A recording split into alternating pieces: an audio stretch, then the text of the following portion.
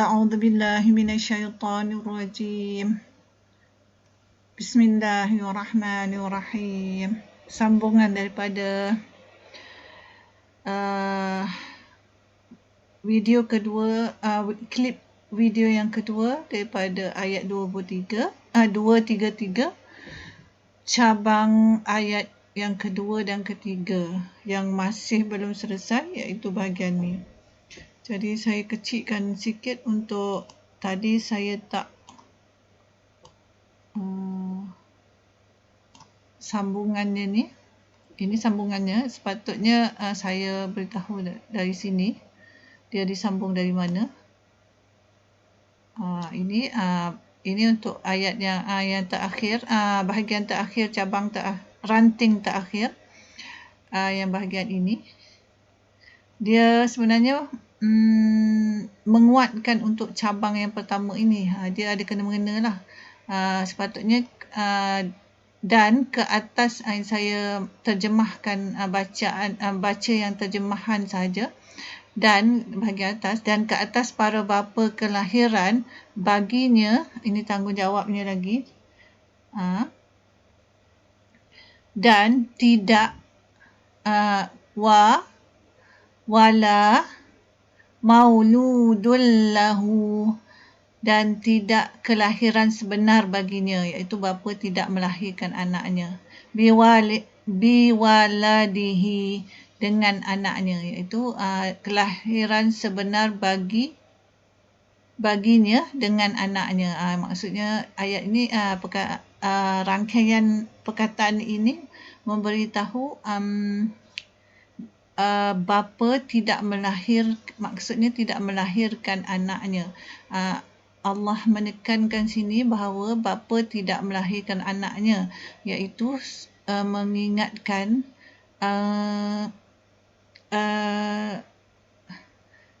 tentang bagaimana kesusahan ibu itu untuk melahirkan anaknya, menyusukannya, mengandungkan anaknya, dan sebagainya lah, mungkin mendidiknya, kemudian selepas dia dilahirkan menjaganya, kemudian itu bukan tanggungjawab ibu, tetapi tidak menjadi kesalahan ataupun dibolehkan untuk mendidik mereka, anak-anaknya, asalkan tidak seperti apa yang telah saya beritahu tadi lah, tidak sampai membebankan dirinya, menggembirakan hatinya, dia mendidik anak itu dengan rasa gembira, dengan rasa seronok, tidak tension, tidak stres dan sebagainya lah, dia beritahu.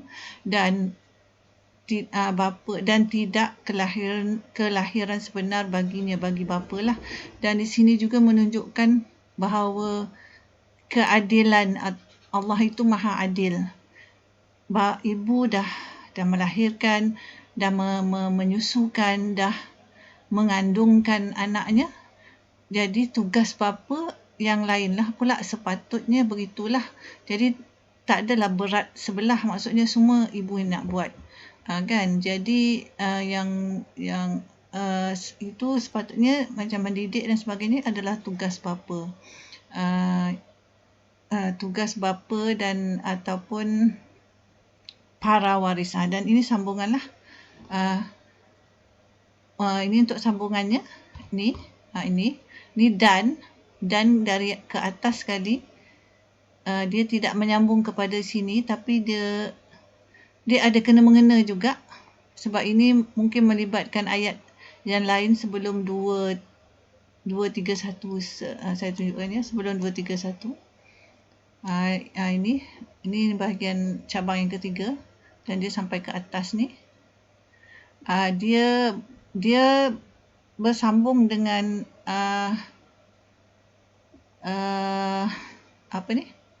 bersambung dengan cabang kedua, dan dia juga boleh terasing. Dia ada dua perkara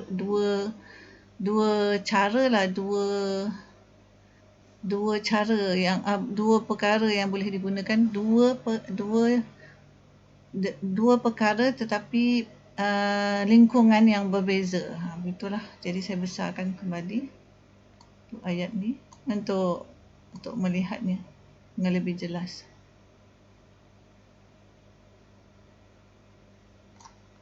Jadi ini ayat yang ini cabang yang ketiga. Cabang ketiga. Ini cabang ketiga. Cabang ketiga ini pendek saja, dia sambungan daripada cabang kedua dan dia juga boleh terasing, diasingkan. Dia ada dua fungsi lah, ada dua perkara. Perkara yang sama tetapi lingkungan yang berbeza. Jadi dia pun ada dan, wa. Jadi saya besarkan sikit lagi, tak nampak.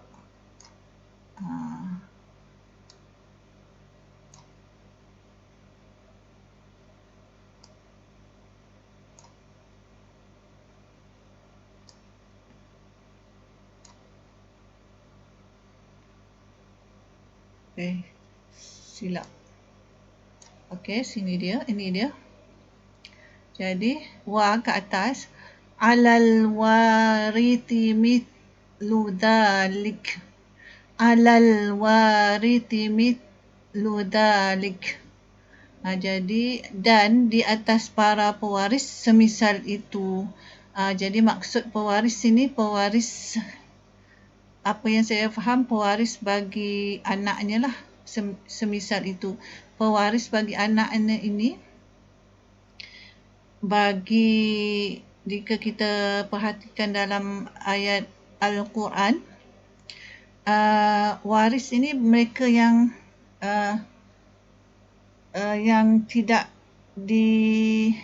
sebagai ringkasannya ataupun ni sebagai lebih mudah faham, dia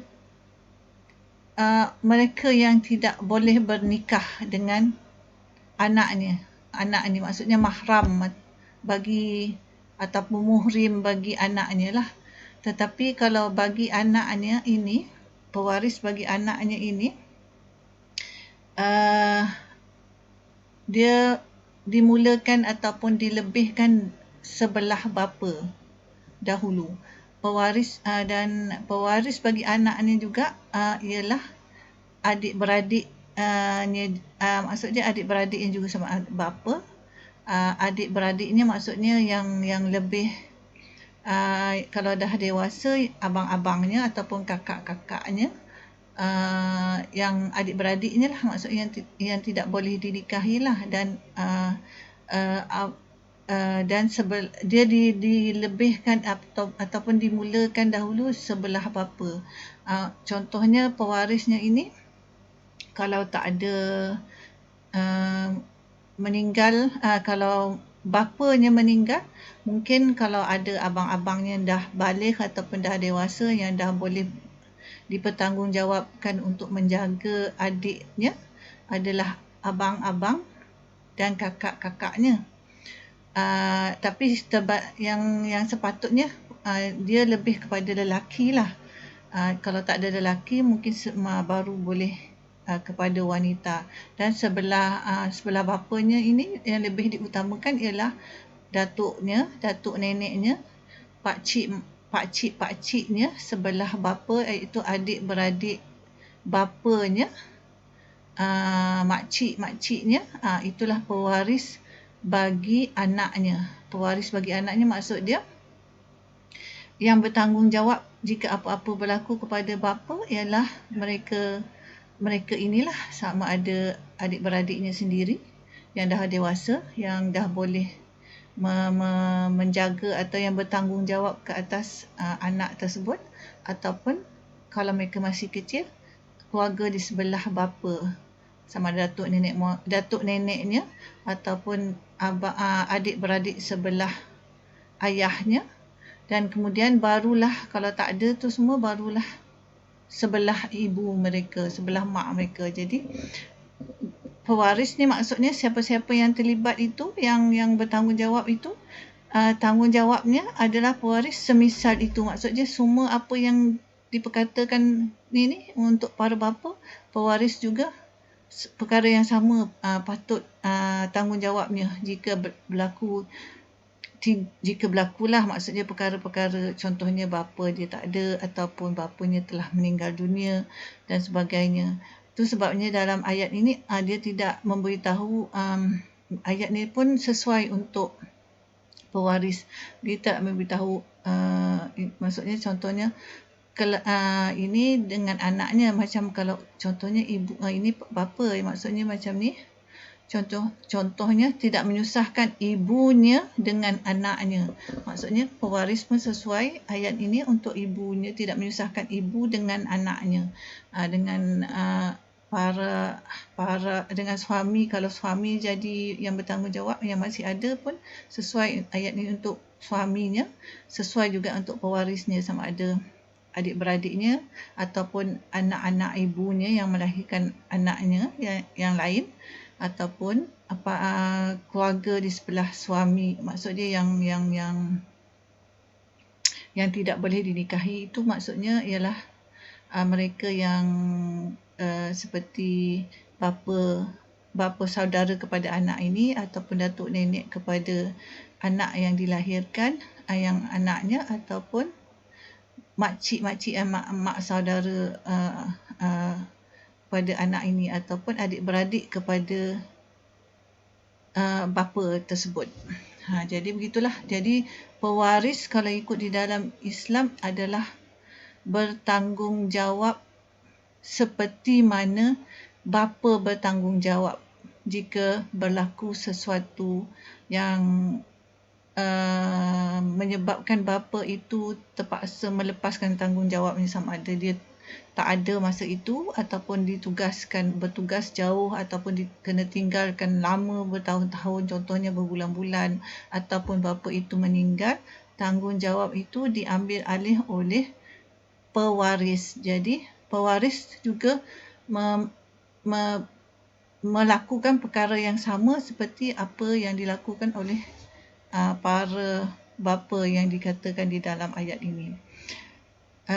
Jadi saya rasa cukuplah setakat itu sahaja.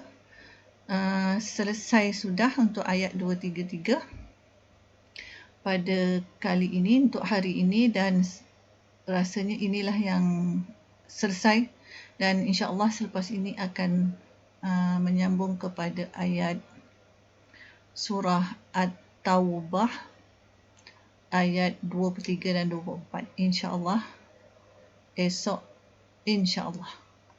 Jadi itu saja. Rabbana atina fid dunya hasanah wa fil akhirati hasanah wa qina adzabannar. Wa sallallahu ala sayyidina Muhammadin wa ala alihi wa sahbihi wasallam. Alhamdulillahi rabbil alamin. Assalamualaikum warahmatullahi wabarakatuh.